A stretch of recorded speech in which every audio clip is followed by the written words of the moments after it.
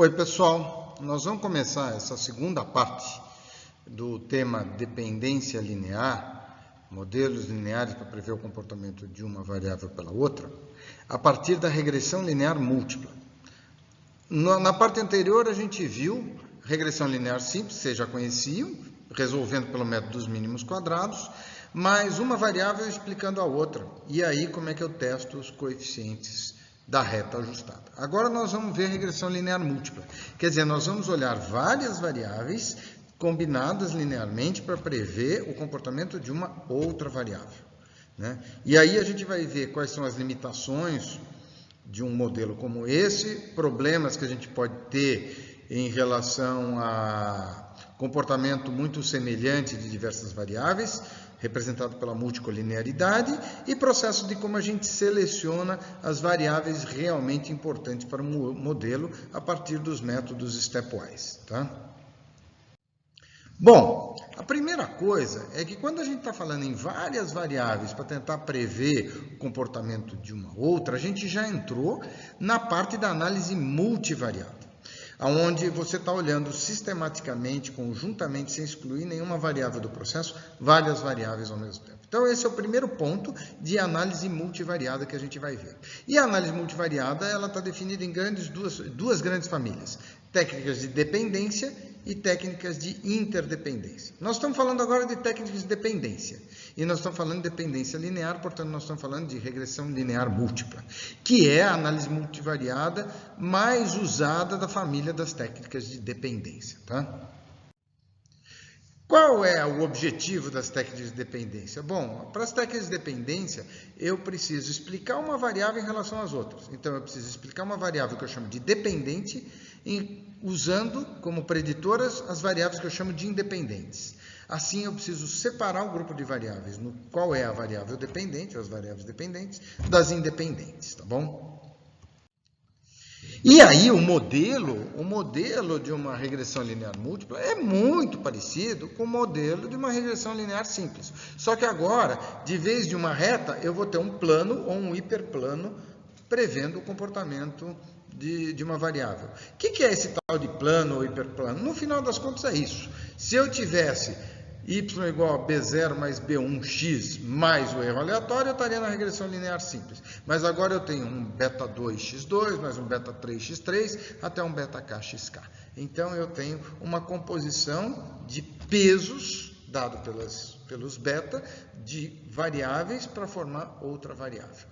Resolver o problema de regressão linear múltipla é descobrir qual é o beta 0, quais são os beta 1, beta 2, beta 3, beta k, e, além disso, descobrir quais são esses beta que são estatisticamente significativos e, portanto, são importantes para o modelo, tá? Bom, as premissas para você ter uma regressão linear múltipla são exatamente iguais às premissas para regressão linear simples. Quer dizer, em média, o erro é zero, a variação do erro é constante, você tem os erros normalmente distribuídos e, além disso, os erros são independentes. Portanto, nós estamos exatamente com as mesmas premissas da regressão linear simples. Por quê? Porque a gente usa o mesmo método para resolver a regressão linear múltipla. A gente usa o mesmo método dos mínimos quadrados, né? Onde você tem que minimizar a soma dos erros entre os valores medidos e os valores do modelo ao quadrado.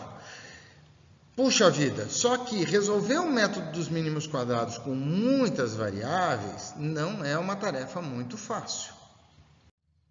Por isso é muito complicado de fazer à mão. A maioria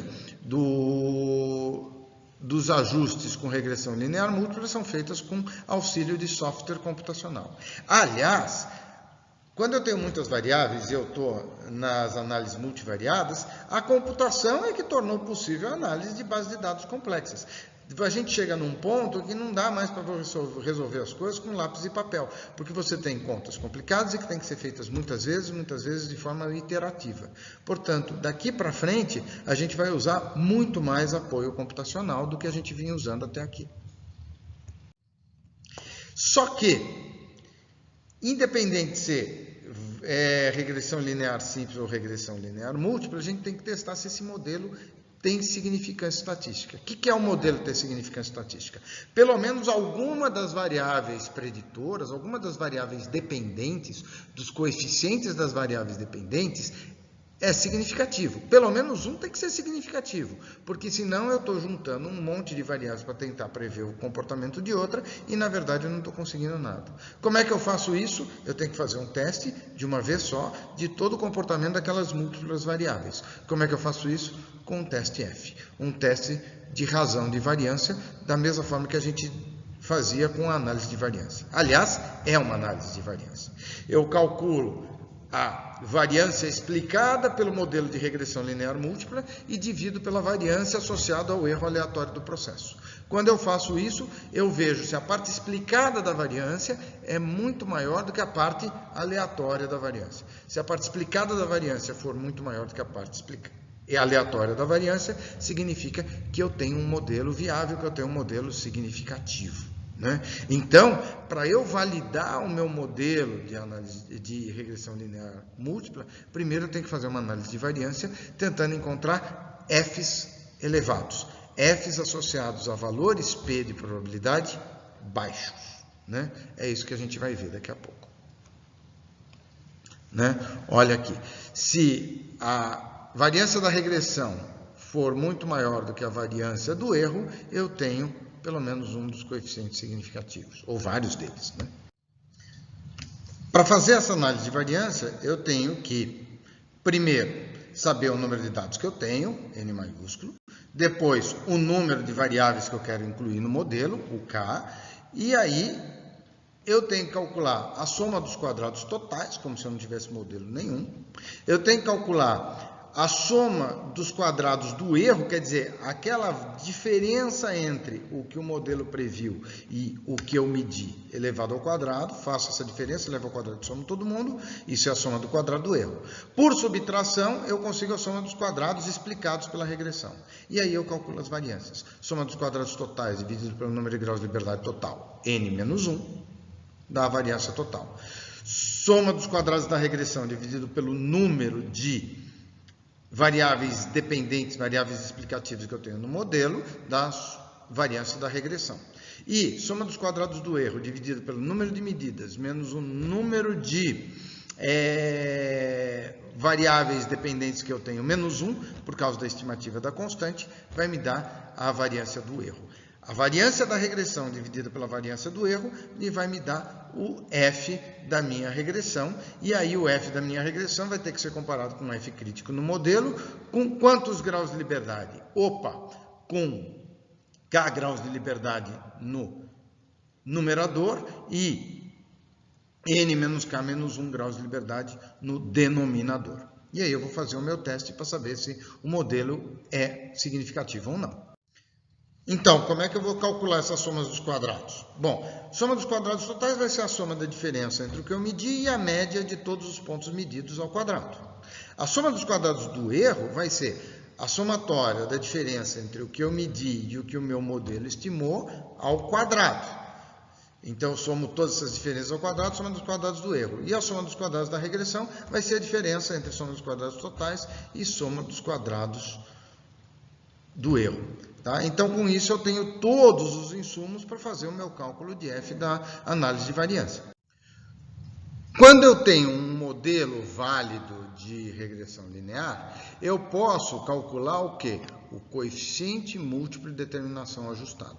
Esse coeficiente múltiplo de determinação ajustado, ele basicamente é a variação, a variabilidade, a variância explicada pelo modelo dividido pela variância total. A soma dos quadrados explicado pela regressão dividida pela soma dos quadrados totais. E o que é que significa isso? A interpretação dele é muito semelhante à interpretação do coeficiente de determinação da regressão linear simples. Ele é basicamente o quanto que eu consegui explicar da variabilidade da minha variável que está sendo modelada pelas variáveis preditoras, pela combinação das variáveis preditoras. Então, a partir dos próprios dados que calculam a nova, eu sei saber o quê? O coeficiente múltiplo de determinação, ajustado pelo número de graus de liberdade, pelo número de variáveis que entraram na conta, segundo essa expressão que está aqui colocada no meio desse slide, tá bom? Então, vamos tentar, com o modelo mais simples possível, fazer uma regressão linear múltipla. O que é o modelo mais simples possível? Duas variáveis tentando prever outra. Nesse ponto, o que eu vou tentar fazer? Eu vou tentar explicar a resposta em vendas de um determinado produto em função do tipo de publicização, do tipo de marketing que eu estou fazendo, de propaganda que eu estou fazendo para ela. Então, vamos dizer que eu esteja usando mídia impressa. Eu tenho o tamanho da propaganda e a circulação dessa mídia impressa, né?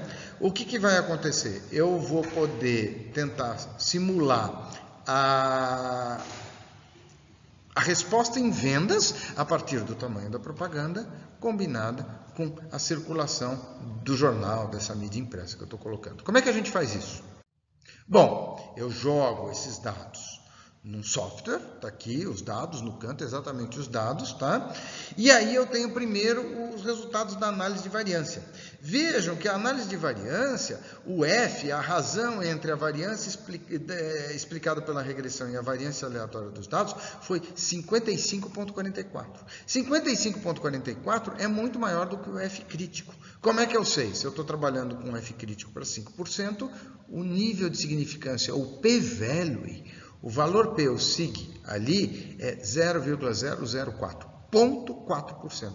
0,4% muito menor do que o nível de significância que eu estou usando, né? Então, o que acontece? Pelo menos algum dessas variáveis, seja o tamanho da propaganda, seja a circulação do jornal, é significativo para explicar a resposta em vendas. Então qual é o próximo passo? Opa, eu tenho alguma coisa que consegue explicar. Vamos ver o que acontece depois?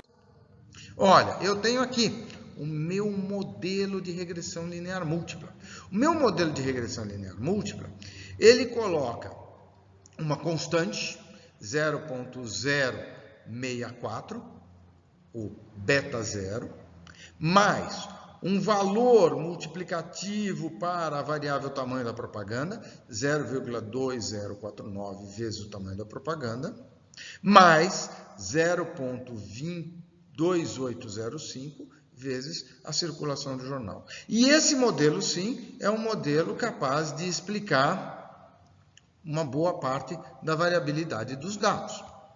Então, está lá o meu modelo. E como é que eu interpreto esse modelo? Opa, é esperado que eu aumente a cada aumento de 100 polegadas quadradas, foi a unidade que eu usei aí para medir o tamanho do anúncio, né? A cada 100 unidades polegadas quadradas a mais, eu aumento em 0,2049 o número de vendas. E a cada milhar a mais de circulação da mídia impressa, eu aumento em 0,2805 o número de unidades vendidas. Eu tenho um modelo que passou já pela análise de variância, portanto, ele é um modelo válido, que está me dando esse resultado. Quanto que será que ele explica? Opa! Eu posso calcular o quanto que ele explica calculando o R-square adjusted. R-square ajustado, ele vai me dar o quê? 0,956. Portanto, eu estou ajustando 55,6% da resposta em vendas, a partir, nesse exemplo, lógico, nesse exemplo que eu montei, a partir do quê? De dois fatores, da combinação do tamanho da circulação da mídia impressa e do tamanho da propaganda. O tamanho da propaganda combinado com a circulação da mídia impressa me dão uma explicação de 90%, quase 96% da resposta em vendas do meu produto. Então, está lá um modelo, né? A previsão de vendas em função de tamanho da amostra e circulação da mídia. E da onde veio esse modelo? Primeiro, vamos lembrar, da onde veio esse modelo? Veio da solução do método dos mínimos quadrados. Veio de uma solução de um sistema de equações a várias incógnitas, né? Que chegou ao beta 0, beta 1 e beta 2. Tá. Então, isso foi feito computacionalmente. Mas, além disso, dado que eu tenho uma análise de variância que diz que pelo menos algum dos beta é significativo, o que eu posso fazer? Eu posso fazer um teste de significância dos coeficientes. Igual que a gente fez na regressão linear simples. Como é que eu faço isso? Bom, para cada coeficiente eu vou calcular um t de student e testar esse t de student. Então tá aqui, olha, probabilidade de eu ter um valor de t maior do que o t que eu encontrei. Vamos ver para o tamanho da propaganda. 0,0399, 3,99%. Menor do que 5%, que é o nível de significância que eu estou testando, portanto, tamanho de propaganda é significativo para o modelo. Devo mantê-lo aí. E circulação do jornal? 0,0264. A probabilidade de eu ter um T maior do que esse que eu encontrei pelos dados é só de 2,64%. Portanto, é menor do que o nível de significância de 5% que eu estou usando. Portanto, tamanho da circulação do jornal também é significativo para a explicação do modelo. Mas eu posso testar também a constante. Lembra que eu mostrei, calculei, botei até a mão lá, como é que eu calculava o nível de significância para a constante? É o intercept, tá? A constante nessa saída é o intercept. A probabilidade 0,8214, 82%. 82% é muito maior do que 5%. O que é que significa? Esse 0,640 que está no meu modelo é compatível com zero. Ele pode até ser retirado do modelo, porque ele não tem significado estatístico. Ele é mais uma flutuação estatística em relação ao zero, devido à flutuação dos dados, do que uma real informação para o modelo. Tá bom? Então, a gente tem que testar coeficiente a coeficiente, através de um conjunto de testes t-student. Mas isso somente pode ser feito depois que uma análise de variância diz, pelo menos tem um coeficiente aí dentro que vale a pena ser utilizado para explicar a minha variável dependente, no caso, a minha resposta em vendas, tá bom? Então, está aqui o que eu estava explicando, né? O coeficiente beta1 associado ao tamanho da propaganda é significativo, o coeficiente beta2 associado à circulação é significativo, o coeficiente beta0 associado à constante não é significativo, tá bom? Só que agora, pessoal, a gente vai ter que tocar em alguns pontos um pouquinho mais delicados, um pouquinho mais sutis de uma análise multivariada, de uma análise de regressão linear múltipla. É evitar problemas com a multicolinearidade na regressão linear múltipla. O que é multicolinearidade? Linearidade comum, linearidade compartilhada entre duas ou mais variáveis. O que é isso? Se eu tenho duas variáveis que são relativamente proporcionais, sob o ponto de vista de variabilidade, elas entram na conta do modelo de regressão, da solução do método de mínimos quadrados, de forma muito semelhante.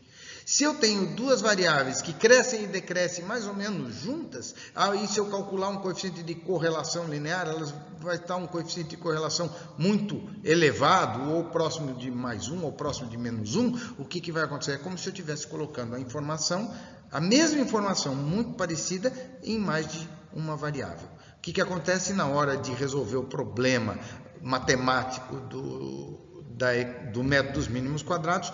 O método se perde, porque ele pode colocar muito para uma variável, pouco para outra, metade para uma, metade para outra, inverter, ele não sabe distinguir uma variável para outra. Então, quando eu tenho linearidades grandes entre diferentes variáveis, ou grupos de variáveis independentes, o que significa? Eu preciso testar se isso não está me atrapalhando no modelo.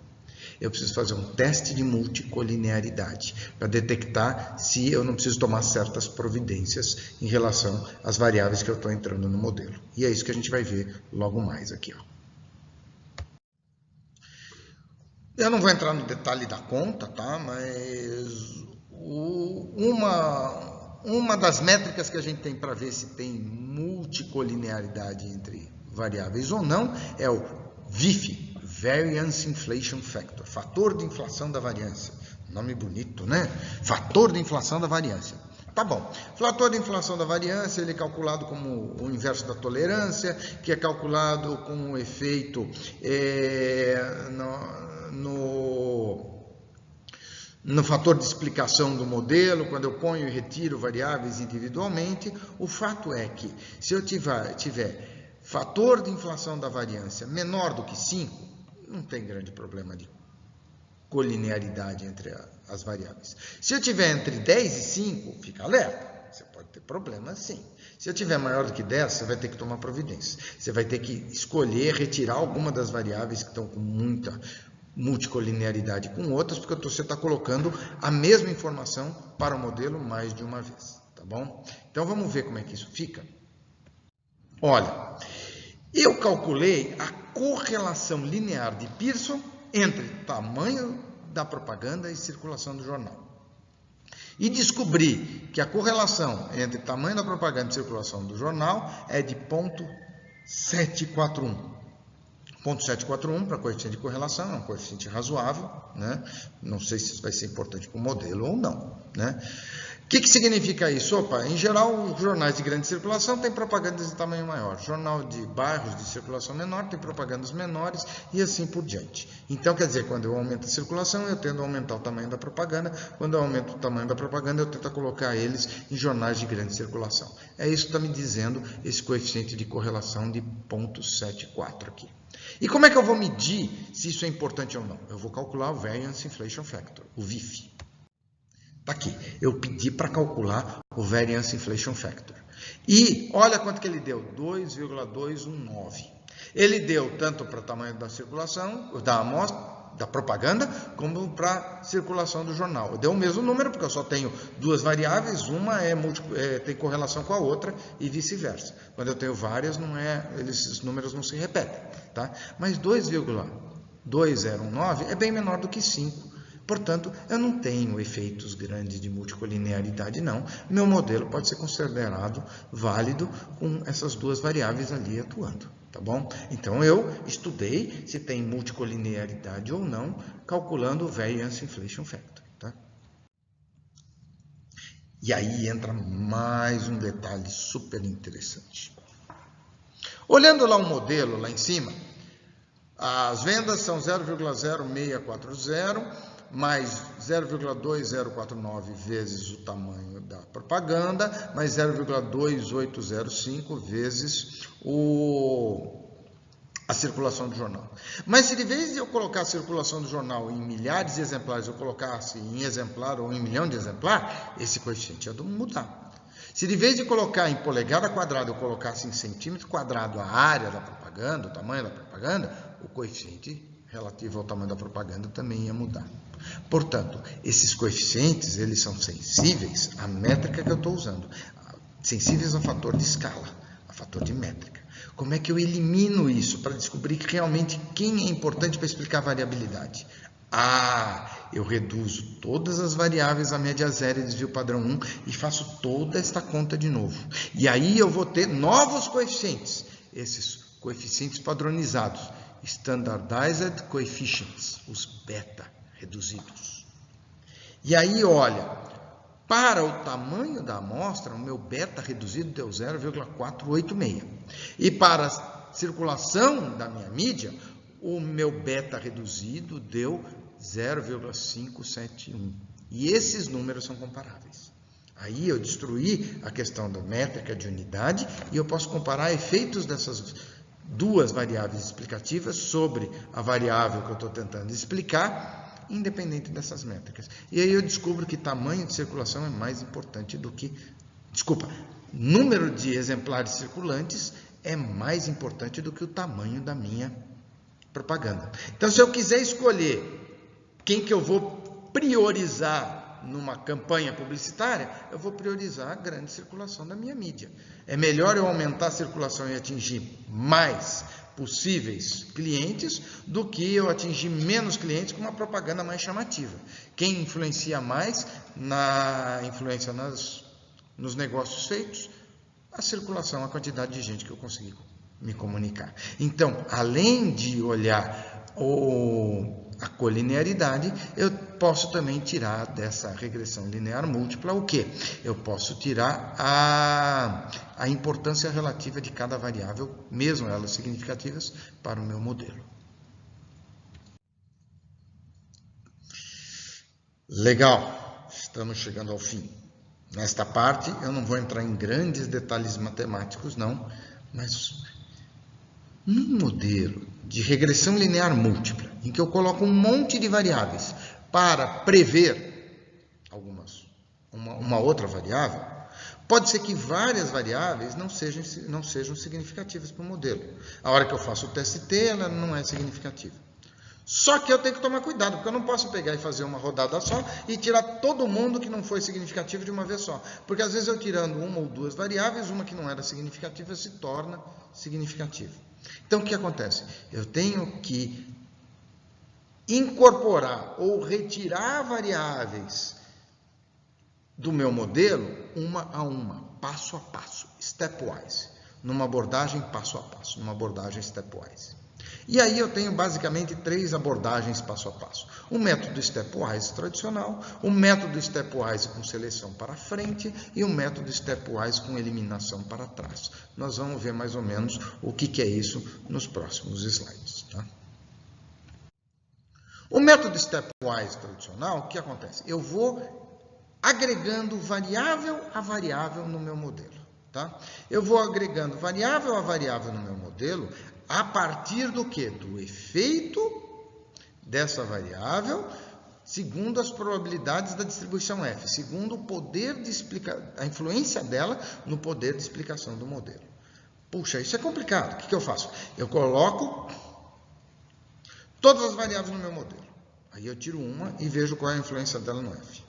Aí eu ponho essa de volta e tiro outra, vejo qual é a influência. Aí eu ponho essa de volta e tiro outra, eu faço um monte de modelos de regressão. Aí eu ordeno da maior influência para a menor influência as variáveis. E eu começo tudo de novo. Faço uma regressão linear múltipla só com a variável mais influente. Deu significativa? Continuo. Aí eu ponho mais uma, a segunda mais influente. Faço o modelo. As duas deram significativa? Continuo. Vou colocando uma, até que eu coloco uma que quando eu faço o modelo não deu mais significativa. A influência dela no poder de explicação do modelo é pequena. Então aí eu paro. Eu paro de incluir as variáveis porque as demais não vão ser significativas para o modelo.